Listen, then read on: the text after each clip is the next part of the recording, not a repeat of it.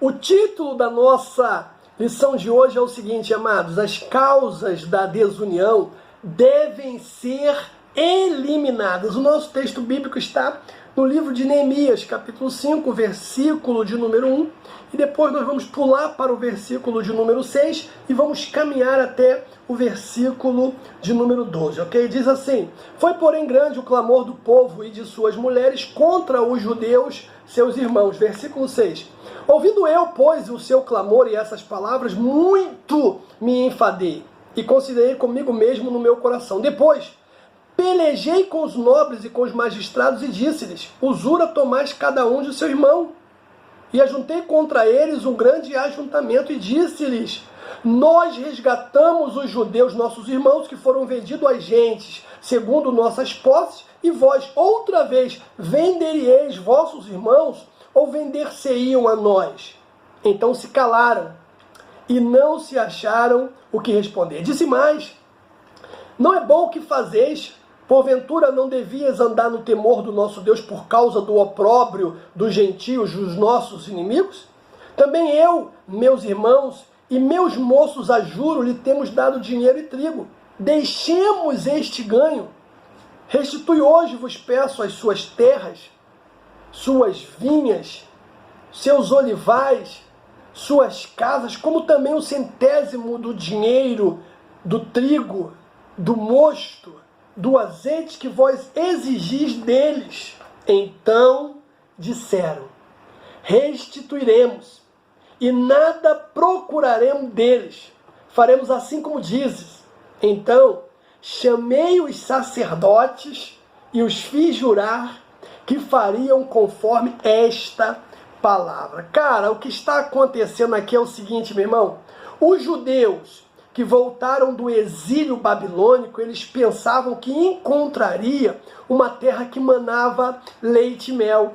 Entretanto, eis que se depararam com uma terra prestes a devorá-los. Como se não bastasse, as dificuldades decorrentes da relação complexa com os povos vizinhos, havia muita injustiça social e desordem que levava o povo a um nível de desunião e hostilidade. Neemias aqui, ele foi usado por Deus, não podemos esquecer disso, para levar os judeus a manter-se unidos em um só propósito. Ei, deixa eu te dizer uma coisa, meu irmão.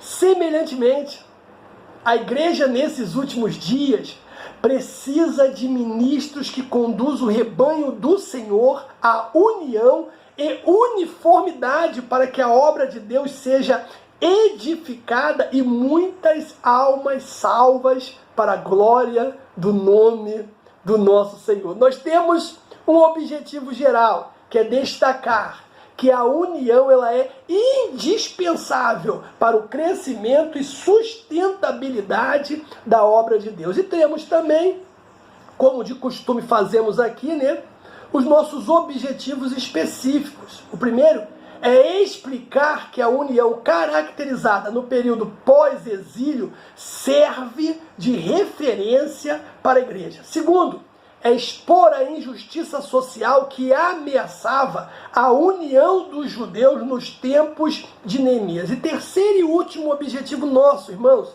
é mostrar as medidas adotadas por Neemias para manter o povo unido em um só propósito.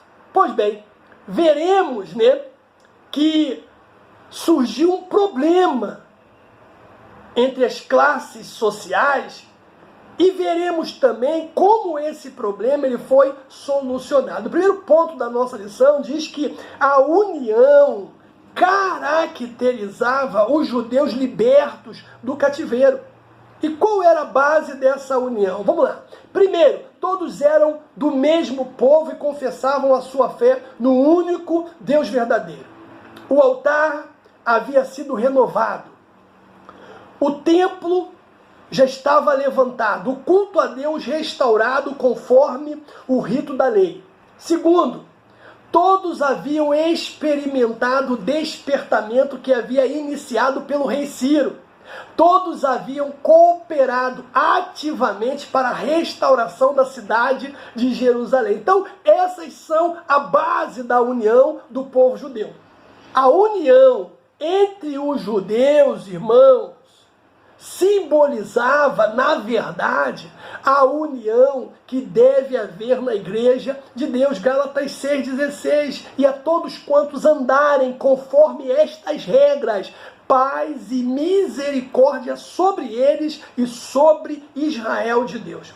Você vê também que na igreja há muitas coisas unificantes. Por exemplo, primeiro, todos experimentam o novo nascimento. Segundo, todos os que nascem de novo amam os que são nascidos por Ele, por Cristo. Terceiro, todos na igreja são aproximados um do outro, porque Cristo, diz a palavra, derrubou o muro de separação que havia entre os judeus e os gentios, tornando-os uma verdadeira família de Deus, como Paulo, ele fala aos Efésios no capítulo 2, a partir do versículo 12. Agora, esta união não se baseia em nacionalidade, nível social ou cultural. Mas todos somos um, amados, em Cristo. Paulo fala isso escrevendo aos Gálatas capítulo 3. No meio da igreja, quem opera é o Espírito Santo, queridos. E é o Espírito Santo que faz com que todos se tornem um coração e uma alma. Atos dos Apóstolos, capítulo 4. E era o coração e a alma da multidão dos que criam. E ninguém dizia que coisa alguma do que possuía era sua própria, mas todas as coisas lhe eram em comum. Cara, que texto bacana, irmãos. Ei, quando a igreja vive cheia do Espírito Santo de Deus, a união funciona em sua plenitude. Então, ela se torna uma antessala do céu. Ah, meu amado. Ei, deixa eu considerar aqui também algumas bênçãos decorrentes dessa união. Primeiro, os crentes sentem o apoio espiritual para a sua vida. Muitos crentes vivem cercados de pessoas que são contrárias à sua fé.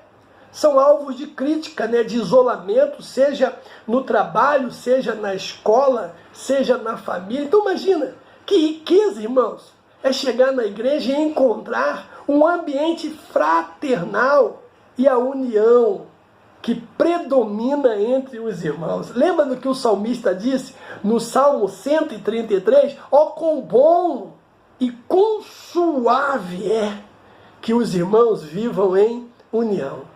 Outra coisa, na igreja levamos as cargas um dos outros, como diz Paulo lá, escrevendo aos Gálatas, capítulo 6, versículo 2. É claro, irmãos, que existem cargas que cada um tem que levar sozinho. Mas isso é questão de discernimento espiritual. Mas existe também carga em que podemos ajudar uns aos outros. Imagina, que bênção na hora do aperto, da dificuldade, na hora do vendaval, do redemoinho, como diz os pentecostais, saber que a igreja pode ajudar em oração. Outra coisa, a união nos faz forte. Uma ovelha sozinha ela é facilmente arrebatada, mas quando está com o rebanho, ela é protegida. Uma pedra sozinha pode ser levada, jogada para longe, jogada fora. Porém, quando ela está edificada dentro do muro, meu irmão, é muito mais difícil de tirá-la. 1 de Pedro, capítulo 12, que diz: chegando-vos para ele pedra viva, reprovada na verdade pelos homens, mas para com Deus eleita e preciosa. Vós também, como pedra viva, sois edificado casa espiritual e sacerdócio santo, para oferecer sacrifícios espirituais agradáveis a Deus por Jesus Cristo. Outra coisa, uma igreja, irmão, que vive em união, tem um testemunho maravilhoso. Jesus disse que através dessa união, o mundo conheceria que foi ele enviado por Deus, João capítulo 17, para que todos sejam um, como tu, ó Pai, o és em mim e eu em ti, que também eles sejam um em nós, para que o mundo creia que tu me enviaste, e eu deles a glória que a mim me destes, para que sejam um como nós somos um, e neles, e tu em mim, para que eles sejam perfeitos em unidade, e para que o mundo conheça que tu me enviastes a mim, e que tens amado a eles, como tens amado a mim. Pela união também, o mundo ele conhece, irmãos, os verdadeiros discípulos de Jesus. João 13, nisto todos conhecerão que são os meus discípulos, se vós amardes uns aos outros. Outra coisa, esta união, ela é uma verdadeira força, meu irmão. Foi por causa da união que os judeus, numericamente inferiores aos seus inimigos, conseguiram construir o templo, construir os muros da cidade. Esta união também é o segredo da vitória da igreja. O santo óleo desce da cabeça do sumo sacerdote Jesus Cristo e os crentes vivem em união. Jesus ele disse o seguinte: eu deles a glória que a mim me destes, para que sejam um, João 17. Sejamos, pois, um, assim como o Pai, o Filho e o Espírito Santo são um. O autor de Eclesiastes, ele diz o seguinte: o cordão de 3 dobras não se quebra tão depressa. Eclesiastes 4:12. Então veja que eles estavam como? Depois que saíram do exílio, estavam unidos. Só que essa união, ela foi ameaçada, o segundo ponto da nossa lição. E qual era a ameaça? Tratava-se de uma grande injustiça social. Porque financeiramente a vida dos que voltaram da Babilônia era muito difícil. Muitos eram obrigados a tomar dinheiro emprestado, não só para o seu sustento, como para pagar o imposto do governo. Tomavam emprestado de quem? Dos irmãos mais ricos, quais cobravam juros altos, até com usura, como diz a palavra. Quando os mais pobres não conseguiam pagar os empréstimos tomados, o que acontecia? Os irmãos mais ricos executavam a dívida. De que forma? Tomando as casas, tomando as terras, os filhos e as filhas dos devedores, como está em Neemias capítulo 5, do 1 ao 5. Isso, irmãos, foi causa de grande clamor entre os judeus, como diz Neemias 5:1. Este assunto ele chegou ao conhecimento de Neemias, o qual diz a palavra em Neemias 5, versículo 6, que ele ficou como? Enfadado. E como se explica essa grande injustiça? Primeiro, ou em primeiro lugar, era uma falta de amor dos mais ricos para com os mais pobres. Desta forma, os mais ricos, eles pecavam contra os seus irmãos mais pobres, não lhes dando o devido valor. E a Bíblia diz o quê? Que cada um deve considerar os outros superiores a si mesmo. Filipenses capítulo 2, versículo 3. E que devemos suportar? Efésios 4:2, uns aos outros em amor. Então, por falta de amor, os ricos chegaram a cobrar juros com usura, coisa que, na verdade, era proibida na lei. Êxodo 22, 25 diz: se emprestares dinheiro ao meu povo, ao pobre que está contigo, não te haverás com ele como um usuário, não lhe imporás usura. Cara, o assunto aqui, meu irmão, ele é muito sério. Sabe por quê?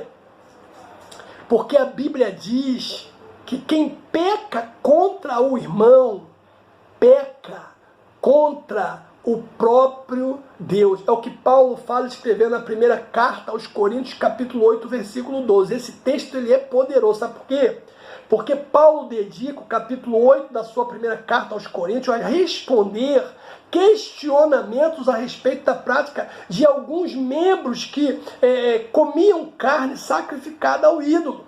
Quando chega no capítulo 10, o versículo 14 a 30, ele volta ao assunto.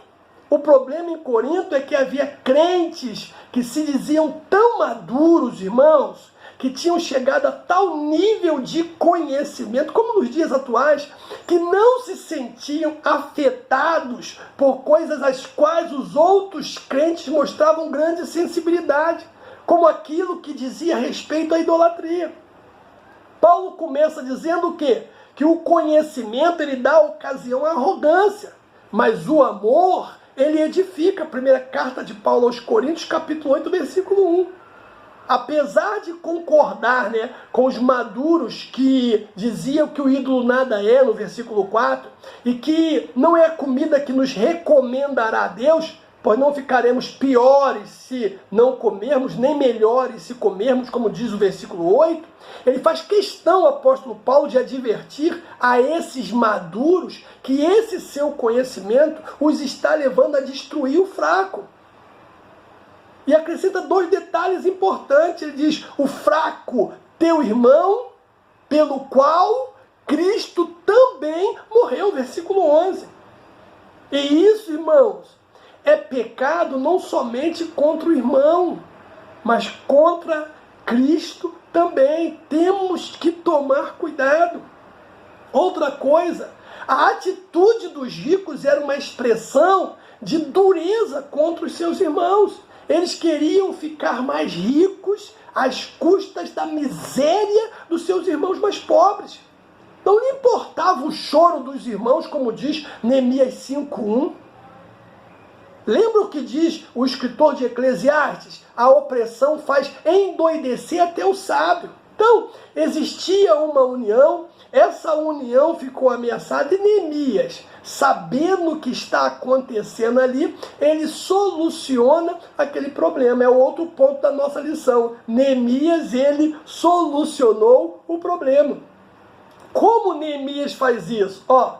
Primeiro, ele convocou um grande ajuntamento, reuniu o povo e fez questão de lembrar a todos que os irmãos mais pobres estavam sendo literalmente escravizados. Confrontou-os com a sua injustiça, perguntando-lhes, vender-se-iam a nós? E o que o texto disse? Que eles não acharam o que responder. Neemias 5:8. Aí Neemias faz o quê? Uma proposta conciliadora. Então veja, ele reúne o povo, depois ele lança uma proposta. Ele diz assim, vamos deixar esse ganho, cara. Vamos restituir a eles tudo hoje. Percebe o seguinte, meu irmão? Neemias, ele se inclui naquela proposta, porque ele e os seus auxiliares haviam emprestados a juro. Claro, não era com usura, mas Neemias estava disposto a não receber os juros mais. Então, quando ele lança a proposta diante do povo, ela foi o quê? Acatada. Porque o povo diz, não, vamos restituir, sim, hoje, e nada vamos procurar mais deles. Faremos assim como você está dizendo, Neemias. Isso está em Neemias capítulo 5, versículo 12. Neemias, diante daquela confissão, como não era menino, ele fez com que o povo jurasse diante dos sacerdotes, que assim eles fariam. Cara, um ato simbólico de Neemias confirmou aquele ajuntamento solene. Aí, irmão, não podia dar outra coisa. A paz voltou a reinar entre os judeus. É o outro ponto da nossa lição. O que se aprende nisso tudo, irmãos? É que surgindo um problema entre os irmãos, deve logo ser tratado com diligência. Quando um líder do povo for ignorante, desinteressado ou negligente, o resultado poderá vir a ser uma contaminação muito grave. Faz parte das atribuições do ministro manter a boa ordem na igreja. Ele deve enfrentar os problemas com humildade, imparcialidade e com sabedoria de Deus. Neemias foi, nesse sentido, um exemplo para os que estão à frente da obra do Senhor. Assim como Deus fez com Neemias, Ele quer fazer com os servos hoje, isto é, Deus quer abençoar os seus servos e confirmar a obra das suas mãos, como diz o salmista no Salmo 90, né? Versículo 17. Outra coisa, os problemas relacionados devem ser tratados carinhosamente. A Bíblia diz, bem-aventurados pacificadores. E a pergunta, irmãos, é a seguinte: o que é ser um pacificador? Seria não reagir a nenhum tipo de agressão ou abuso? Seria ver os seus direitos sendo violados e não contestar para não criar guerra? Ou seria aqueles que, quando vem uma briga, trata logo de querer apartar os envolvidos, né? O que nós chamamos de a turma do deixa disso. O que seria ser um pacificador? Ei, na cultura judaica, na época de Jesus, amar o seu inimigo não significava ser complacente com o sofrimento, nem com o mal, né, que as pessoas tratavam uma a outra. Não era isso, não. Amar o inimigo não significa aceitar abuso de quem quer que seja, meu irmão. Ao contrário, amar, fazer a paz, significa conhecer o inimigo e saber os motivos que os leva a se comportar dessa forma. Aí, eu sabendo os motivos, eu tenho a possibilidade que é de mudar. Irmão, de mudar. Eu mudo o meu comportamento, irmãos, para que ele tome a consciência de que somos todos iguais, merecedores de respeito e consideração. Então, ser um pacificador significa o quê? Fazer a paz. E fazer a paz significa agir para atingir a paz. Agir envolve mudança de comportamento. Quando Jesus disse assim, bem-aventurados pacificadores, ele não se referia àquelas pessoas que insistem em assumir um estado de indiferença com tudo de mal que ocorre no mundo. Muitos interpretam dessa forma o texto, que sofrendo algum tipo de injustiça, né, ou violação, ou até mesmo agressão, deve ficar inerte, né, em uma espécie de mantra, como se nada tivesse acontecido. Não é isso que Jesus estava falando. Ser um pacificador exige fazer a paz, e fazer a paz exige ação. Fazer a paz, irmãos, começa com o conhecimento, né? Ou começa conhecendo o seu oponente e estabelecendo um relacionamento com ele. E quando você entender o seu oponente e estabelecer o diálogo, há uma excelente oportunidade de fazer uma aliança nos moldes do significado da palavra shalom. Porque a aliança envolve o quê? Negociação. E é nesse diálogo e nessa aliança que acontece a paz. Mas é importante lembrar que para se chegar a esse ponto, irmãos, há um preço a ser pago. Talvez há coisas que necessitem ser restituídas, né? Repagas. Essa é a verdade. Outra coisa, a desunião, ela representa a obra da carne. Gálatas diz o quê? Porque as obras da carne são manifestas, quais são adultérios, fornicação, impureza, lascívia, idolatria, feitiço, inimizades, porfias, emulações, ira, peleja, dissensões, heresias, invejas, homicídios, bebedices, glutonarias e coisas semelhantes a estas, acerca das quais já vos tenho declarado, como já disse. E os que cometem tais coisas não herdarão o reino dos céus. Outra coisa, irmãos, é que a desunião, ela entristece o Espírito Santo de Deus. Paulo, falando aos Efésios, capítulo 4, 30, ele diz o quê? E não entristeçais o Espírito de Deus, no qual está selado para o dia da redenção. A desunião também destrói a comunhão e o amor entre os irmãos, coisas tão preciosas na igreja. Que diz a palavra? Andai em amor como também Cristo vos amou. Efésios 5:2. 1 João, quem ama a Deus, ame também os seus irmãos. Jesus, quando estava orando, o que ele disse? Para que todos sejam um, como tu, ó Pai, és em mim e eu em ti. João 17. Então, nós devemos, irmãos, cultivar o nosso testemunho diante do mundo. A união entre os crentes é o selo da estabilidade espiritual e da paz na igreja. E eu quero concluir a nossa lição de hoje dizendo o seguinte, amados, ou citando um texto da palavra que diz: mas o fruto do Espírito é amor, é gozo, é paz, longanimidade, benignidade, bondade, fé, mansidão, temperança. Contra essas coisas não há lei. E os que estão em Cristo crucificaram a carne com as suas paixões e concupiscências.